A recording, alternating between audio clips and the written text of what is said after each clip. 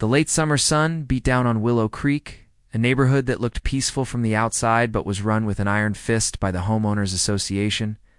They enforced every rule with ruthless precision, fines for flower pots in the wrong shade, warnings for curtains not uniform, and threats for those who resisted. But not everyone bowed to their control. 8-year-old Colonel James Whitaker, a retired Army general, had lived on his land long before the HOA was ever dreamed up. He had served through 2 wars, commanded soldiers in the most dangerous corners of the world, and buried comrades whose names still lived in his prayers. When the HOA tried to force him to sign compliance papers and start paying fees for his own property, he politely refused. That refusal enraged the board president, known in the neighborhood as HOA Karen.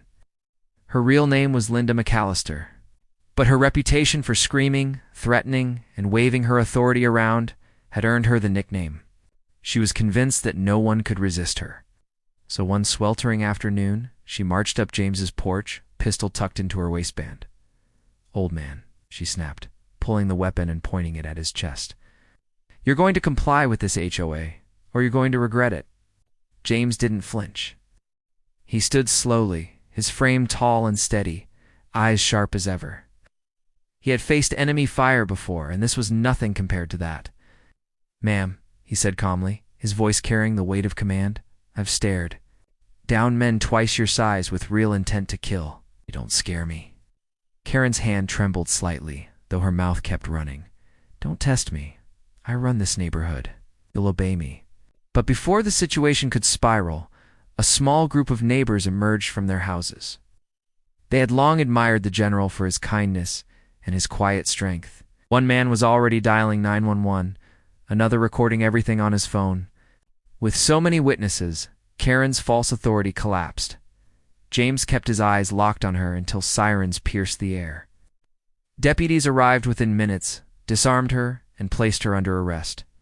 The weapon had been loaded. The charge, assault. With a deadly weapon, the general exhaled slowly, finally sitting back on his rocking chair. His neighbors gathered around, thanking him for standing up to the intimidation they'd all endured for years. "Courage," James told them, "isn't about being fearless. It's about standing tall when others try to make you small." From that day forward, Willow Creek changed. The HOA's grip crumbled, and for the first time in years, the neighborhood felt free thanks to a man who had faced real battlefields and wasn't about to surrender to tyranny at home.